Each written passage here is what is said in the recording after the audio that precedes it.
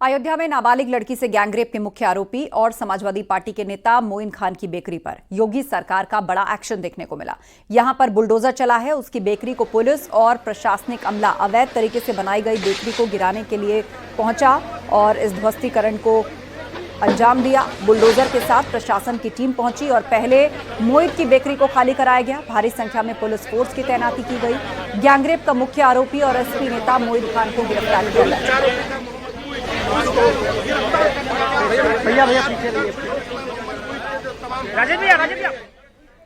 तो 3 तस्वीरें आपको दिखा रहे हैं।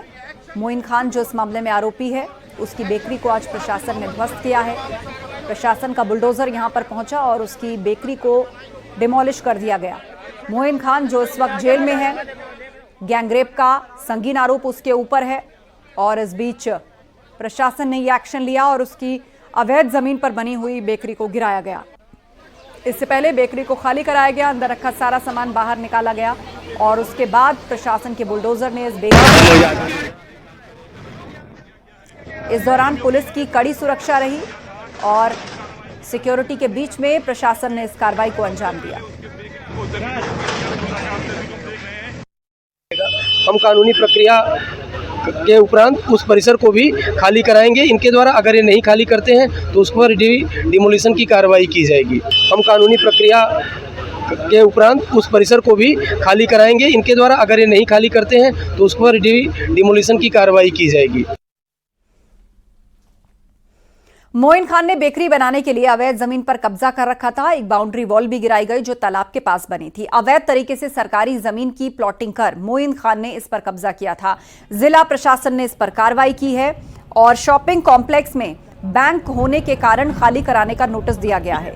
शॉपिंग कॉम्प्लेक्स से बैंक जगह खाली करेगा और उसके बाद यहां पर ध्वस्तीकरण की कार्रवाई की जाएगी। तो मोइन खान पर आरोप है कि न केवल बेकरी बल्कि और भी उसकी कई प्रॉपर्टीज जमीन पर कब्जा करके अवैध तरीके से बनाई गई थी।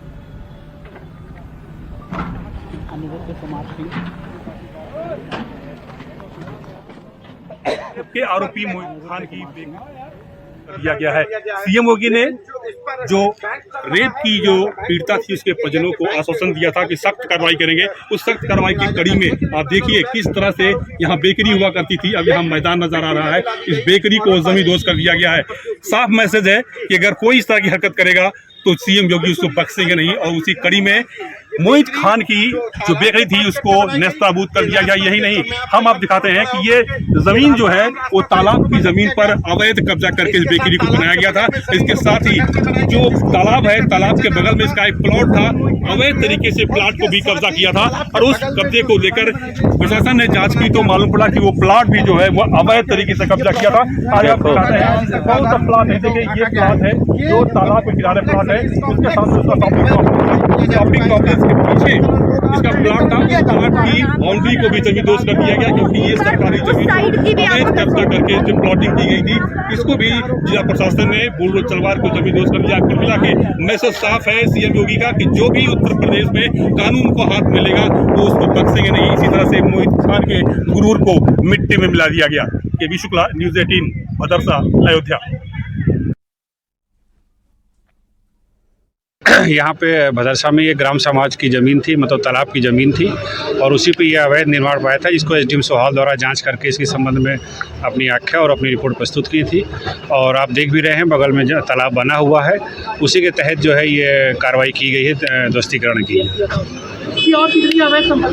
इस संबंध में अभी जांच की जा रही है और जैसे जैसे संपत्तियों को पता चलेगा उसमें जो भी अवैध होगी तो उसमें विधिक और उचित कार्रवाई की जाएगी।